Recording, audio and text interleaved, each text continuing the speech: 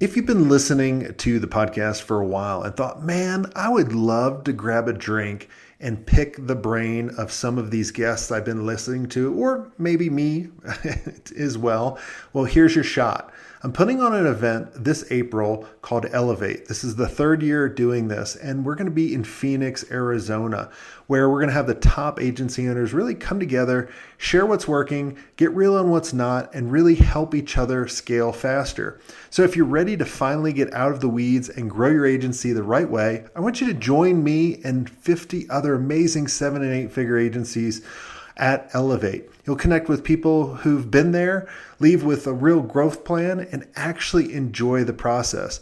Now, we only have a few tickets left, so make sure you go over to elevatemyagency.com to lock in your spot now. Go to elevatemyagency.com now. You're listening to the Smart Agency Masterclass with me, Jason Swank, and we're bringing you this episode courtesy of our friends at Wix Studio. Let's go ahead and get into the show.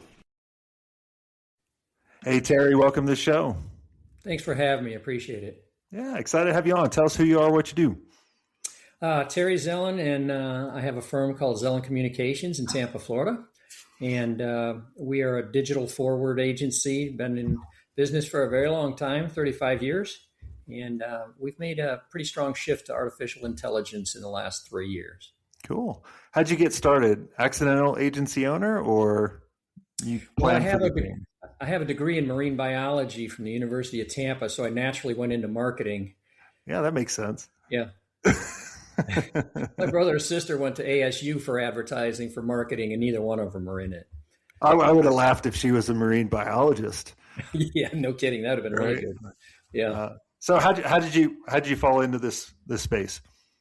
You know, I had taken a number of art courses in college, and I said, you know what, I really like this. And so I tried to get a job, and everyone laughed at me. And I had no portfolio whatsoever. So I went back to one woman who didn't laugh at me, and I said, look, I'll work for free. And, what year was this? What's that? What year was this? It was like 1984. Okay.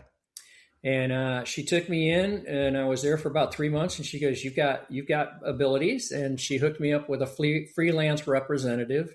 And back then, freelancers were taboo. So agencies would never let, anybody know they were not in-house. But I managed to get into a small shop and then cut my teeth and learned and went up, kind of went up the ranks. I really didn't try to travel. I liked it here in Tampa. So I just stayed in the agency world here. And then went out. It wasn't cut for, corporate. So went out, started working for a lot of the other agencies just on a freelance basis, and then started acquiring our own accounts and kind of naturally fell into that. What did you charge your first client? What did I charge him? I think it was $35 an hour. It's a steal. Yeah, no doubt. Back then it was like, whoa, this is good money. Yeah, I remember. Yeah, I remember I charged my first client $500 for a website. Oh, wow. Yeah. So did you build template sites, or did you do, I did real all coding? custom, yeah. We do all custom too. Yeah, and it was even back when you had to go into Telnet and give permissions to images for, it to broadcast. And it was a lot of fun. I mean, it was the days of, we were just coming out of Prodigy and the AOL CDs, right? Like passing around to get on the internet and hearing you're online. They're dialing up. Yeah, we had to slice, the first site we did, you had to slice the homepage into like 20 pieces just so it would upload through a modem. Yes. Oh, yeah. My favorite thing to do was to repeat an image in the back of a TD. So it would kind of grow with the page. Like you would have this liquid page versus like the static box that everyone created.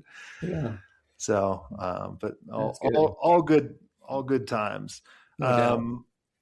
So obviously everyone's talking about AI. We're always talking about AI in our mastermind, on the podcast, about how people are like, I literally just, every month with the mastermind, we always have like a member go through like what we call this, what's working now. And Victor was going through how they're selling GEO services like AI SEO and kind of building that on.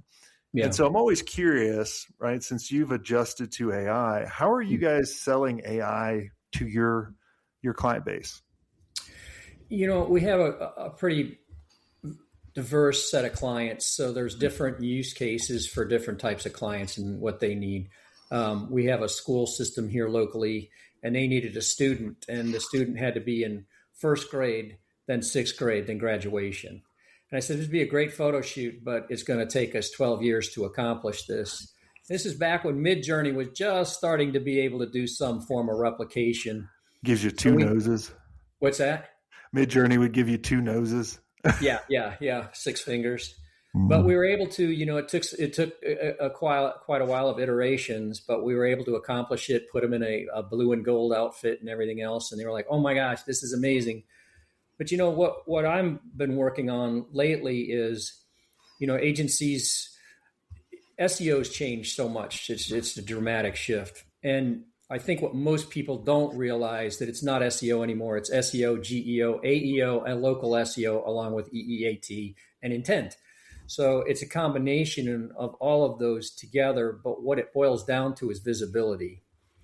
You have to be visible to Google, but you also have to be visible to the LLMs. Yep. And so we have worked really hard with the LLMs, oddly enough, to help understand what they see and what they pick up.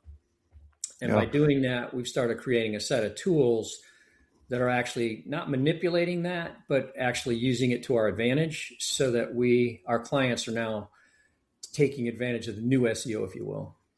Aren't you seeing it though? Like, obviously it doesn't go too far, but I mean, I remember when the search engine started coming, like Lycos and Excite and Doggle, I think.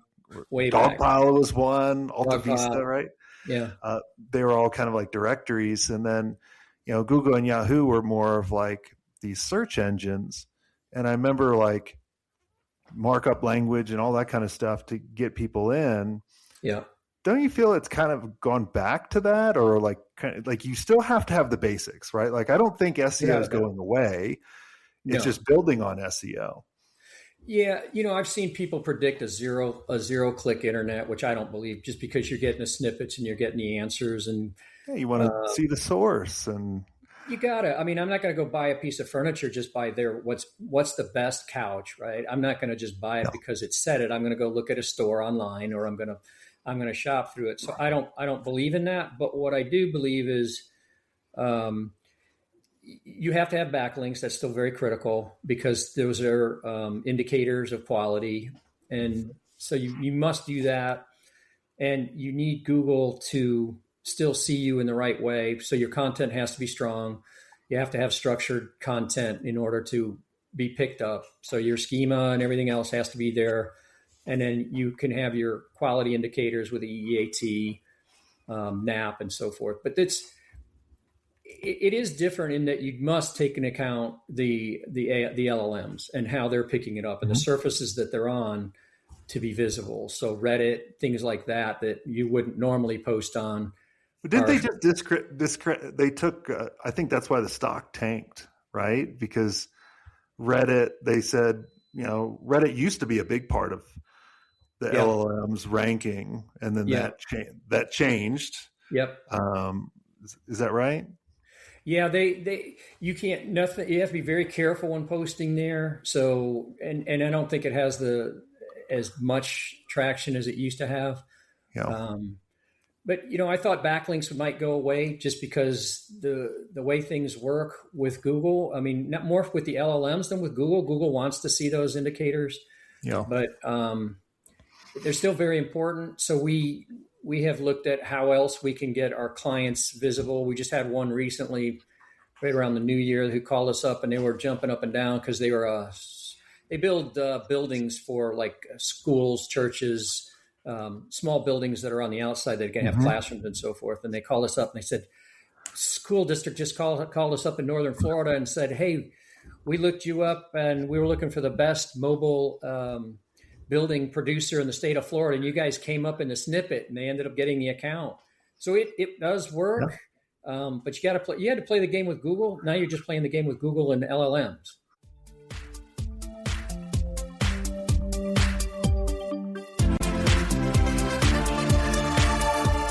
Look, your agency adapts for every client, right? Your builder should do the same. That's why Wix Studio is built for the way you actually create. AI-powered site mapping lets you get straight down to the design. Whether you shape things in Figma or start in Studio, your vision's coming to life quicker with no-code animations and built-in responsiveness. And for client growth that actually scale, you've got extendable business solutions and a dynamic CMS. Scale your agency at wixstudio.com.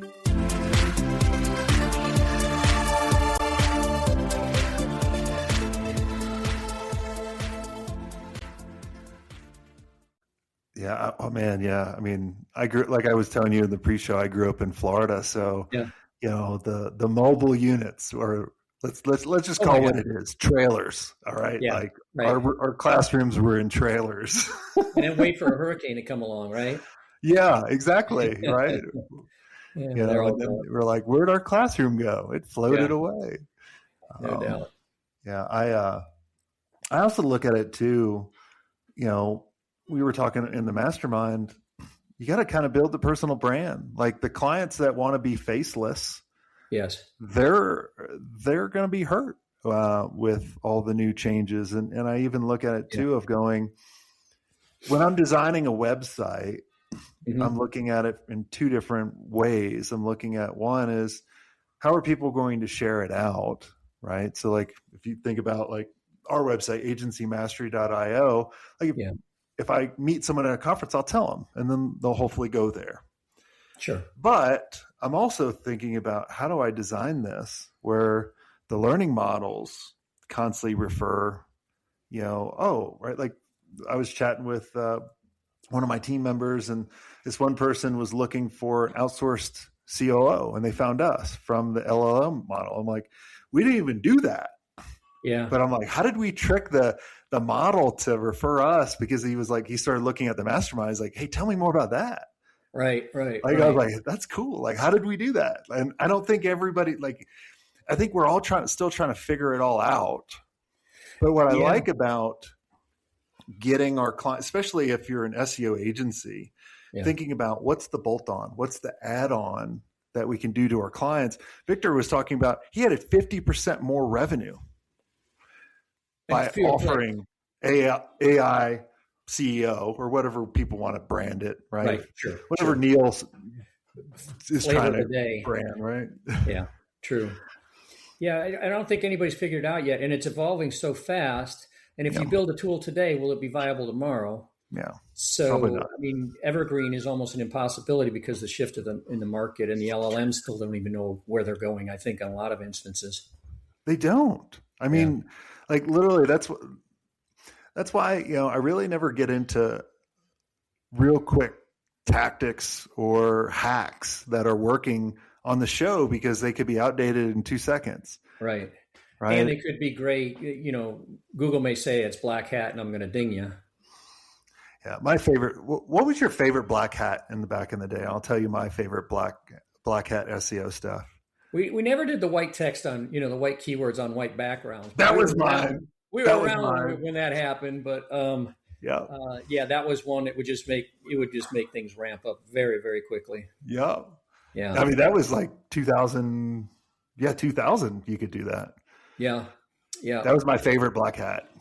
That would work but all you had to do is keywords, because nobody knew what keywords back in the day. If you just put we had a big client, they're a home builder, national, and all their site was set up by counties, because that's how they distributed. They were a franchise company. Okay. So, nobody searches by county for a house. Yeah. Right. They search by cities. So we went in and we told them, look, we got to convert everything over to cities. And once we converted to cities under the counties, their traffic took off, because it was a search term that people were looking for, homes in the different cities that they had franchises. Yep. Oh, the good old days. Yeah, it was a lot easier to get away with stuff then. That's for certain. There was one competitor. I don't think she's around anymore. And I would always go to Desiree. The agency was called Bella Web Design in Atlanta. Okay. And she was always ranked number one whenever you type in Atlanta Web Design. And I could never figure out why. Like, it always drove me absolutely bonkers for like 11 years or like even 12 years of doing the agency. I was like, how is she beating us like on this term? Was she drove doing me crazy. pay-per-click simultaneously with Google? I'm sorry? Was she simultaneously doing pay-per-click with Google? I don't know. Yeah. Maybe. No, she was not. She wasn't even doing that. We've seen some lift off of that. Yeah, it literally drove me crazy. I was like, how does this little shop doing this? And now she's retired. I don't know where she went. I'd love to know, like, what was the hack? How'd you do that? Yeah, no kidding. Maybe she'll tell you now. Maybe. But yeah, there was a couple of us in Atlanta that were always fighting for that position, but she was always number one. She owned it. She owned it. So good job, Desiree. What else, what are you excited about, in the upcoming years? Because there's a lot of agencies that are nervous right now. I write for Forbes magazine, and I've been doing it for about 2 years. And I think that everybody's freaked out. And I think if you're an agency owner and you look at the capabilities that AI has just put in your back pocket that you never had the opportunity before to utilize, it's probably the most exciting time for a small shop in this country right now. We've done things with video, we've done things with visual, we've done things that you would have to hire a crew, you would have to, you couldn't afford it and your clients couldn't afford it. We did a website for a small restaurant. The guy's owned a bunch of restaurants over the years, and he came to me and he said, I want a red snapper on a black background on my website. So, of course, we looked at stock, and I was like, okay, that's out. Everything's dead and on ice. Yeah. And I said, all right, this was 2+ years ago when Midjourney was starting to get better. So I said, look, just let me try a couple things and I'll send you something. I sent him a red snapper on a black background. He's like, where did you find this photograph? And I said, it's AI. And he said, oh my God. And then we took it, I think, into Pixel, and we managed to get a 4-second snippet of its moving its fins and its gill moving. And he's like, that's it. That's absolutely it. And he said, why can't we get it? Why can't we get a real shot? I said, well, first, that fish lives at 100 feet of water. And we got to get a photographer who's willing to go down to that depth and a fish that's willing to cooperate. What are the chances of those 3 things happening at one time and paying everybody to get the shot? It was impossible, but we pulled it off. So then he said, okay, now I want, he sold a lot of Wagyu. So he wanted a Wagyu bull, and we got him chewing his cud and his ears moving. And we did the 100%, all the images on the website using AI. He was over the moon. And it's just a tiny restaurant that has some of the best sushi you'll find in Central West, in North Carolina, excuse me. Yeah. No, it is exciting. I mean, and it's even more exciting than when the internet came. Oh yeah. Right? When we could reach everybody. Yeah. And I find that the people that are really diving into it, they're getting a huge advantage. But I think the one problem is some people are relying too much on it. Yep. Right? Where there's just no thinking. There's no personality. Yeah, I agree. Right? But I do see agencies thriving, but I also see certain agencies are going to shrink. But I just interviewed someone that they dove all into AI, and they're hiring 16 people next week. Wow. That's amazing. But all their roles changed. Their role all the account managers are now AI managers, which I thought was cool. It's the hottest thing since sliced bread until it's not, right? Yeah. But I also go back to the one question that Jeff Bezos told the interviewer. He was like, you're asking me the wrong question. Mm-hmm. You should be thinking, what are the things that will not be changing in the next 5 years? Yeah. And then start from there versus we're all trying to chase that thing that's changing all the time. Why? Right. Yeah. I mean, I've given talks to several colleges for kids in the marketing department, and they're like, what is going to happen to us? What is going to happen? And I said, look, this is a tool that enhances your capabilities, not takes them away. And, and it's been said a million times already, and it's only around a few years, but AI is not going to take your job. Somebody who knows AI is going to take your job, who knows how to utilize it and enhance their position in the industry, whether it's, doing research or, doing proposals or competitive research on clients from a website strategy or, content for their social media and what have you. What took you weeks, you can do in hours. So your core team is actually more effective because you've taken the mundane stuff off their plate, the repetitive, bless you. Thank you. Off their plate, and now they're actually doing the work that you hired them to do instead of doing the work that they dreaded doing, and they're doing it more efficiently. Well, I think too, as agencies and as brands, we need to be, the thing that separates us from everyone else using AI is our data. And if you know what the right data we should be looking at and the right things, because your data is the unique, right? It's kind of like, everyone is unique because of our DNA. I kind of look at, your data for your company, your data for your brand, your data for your agency, it's all unique. There's no two of the same. Yeah. And so if you can use that with AI, that's really where we all can get huge leverage versus just, it kind of goes back to we're like, we'll just put a .com on it. You remember those eras, and we'll get big valuations, and we'll just put our website out there. Right. And most people are like, oh, we'll just put AI on it and we'll just, ask it questions. I'm like, that's not enough. It's not enough. You have to challenge it. It's like a child. I mean, you literally have to challenge it whenever it gives you a response, because if it doesn't know it, it's trained to give you an answer regardless. And it always agrees with you, which is aggravating. I like it because my wife doesn't. I know. Well, mine doesn't either. But I find it interesting. Like, we've done a lot of research on the different LLMs and what their different functions are. Like, Perplexity is great for real time because it's working off of Google's data. Gemini's the same, but Perplexity does better deep research. And then ChatGPT, good writer. Okay programmer. Claude, great programmer, especially with 4.6 just coming out. So it's almost like you're trying to find the best tool for the best project, because each one of them has their own, they were designed differently. Yeah. They all lie, but they're just designed differently to do it. In the pre-show, you were telling me you're using multiple, or you're making the learning models kind of talk to each other. So right. I talk a little bit more about that. I created a consensus engine because I'm using N8N to create our tools, because we started making GPTs a while back and they worked great, but you couldn't get the same result. It was like going to Midjourney and doing a prompt 1,000 times. You'd never get the same image again. No. LLMs are the same thing. They're never going to give you the same answer. So what's wrong with LLMs is they're probabilistic. They're not deterministic.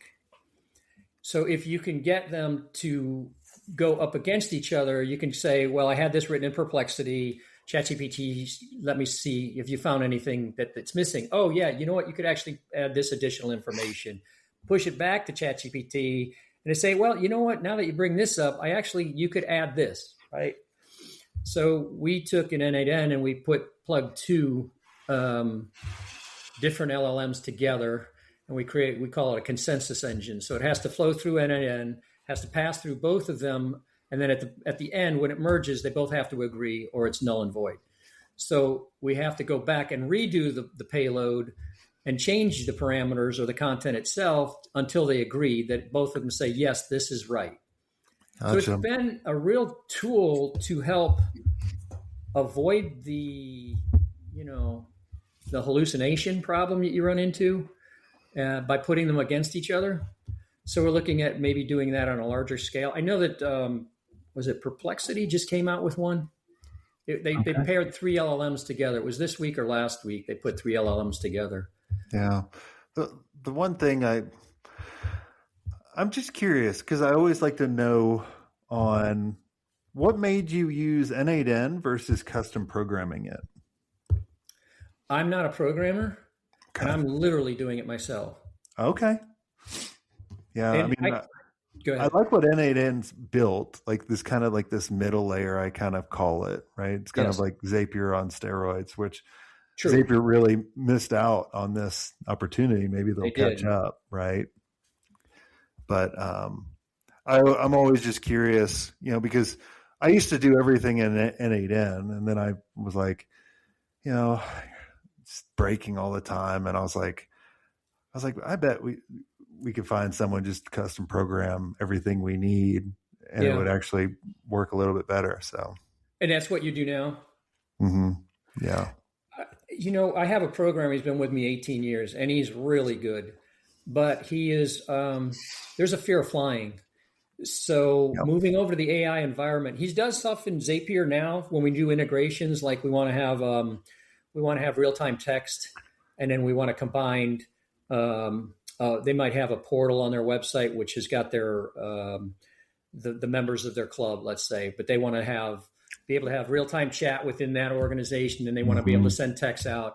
And they go out and they buy 4 tools and they cobble them all together, and they got 4 fees. So we'll integrate everything into one. And then we reduce their costs significantly by doing that.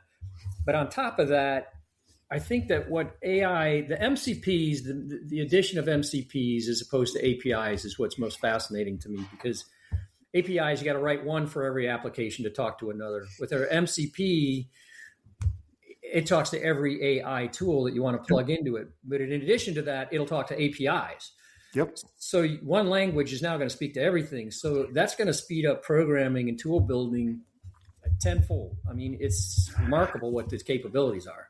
I mean, there's applications now that create other applications by just prompting it. Like it's pretty cool. Like it goes back to when I went to Florida State and I paid people to do my programs. Like I win, right? Like right. I didn't have to learn all the syntax because like I could just speak. But what I did learn, all joking aside, was the logic behind it. I was just going to bring that up, because when I'm building these tools now, because I mean, we've done SEO since the early days, like yourself. And what you learn by doing that is all of the tricks and all of the things that it really takes to show up. Yep. And so when you're training the GPT, the basic GPT, you're telling it, no, you have to look at this and that you have to take this into account, or it's not going to work, or you're not going to show up. So a coder is never going to know that. They're never going to understand that, and they're not going to know how to put that kind of logic into the tool that you're building. But you, with the knowledge you have, you're able to go in there and say, no, that's not how it works. It works this way. So we got to build this structure into the code, or it's not going to function right. Yeah, exactly. Yeah. Well, cool. Well, Terry, I appreciate you coming on the show, sharing how you're using AI and your approach to it. And congratulations on all of your success for the past 35 years. You have me beat for the amount of years in it. I started. You retired earlier. Yeah. Well, I just got lazy, I guess. Right. There you go. But for everyone listening, if you guys enjoyed this episode, make sure you subscribe. And if you want to be around other amazing agency owners where we can kind of see the things you might not be able to see, and we have a lot of fun doing it and really help take your agency to wherever you're trying to take it a little bit faster and avoid some landmines, make sure you go to agencymastery.io, check us out. And until next time, have a swank day.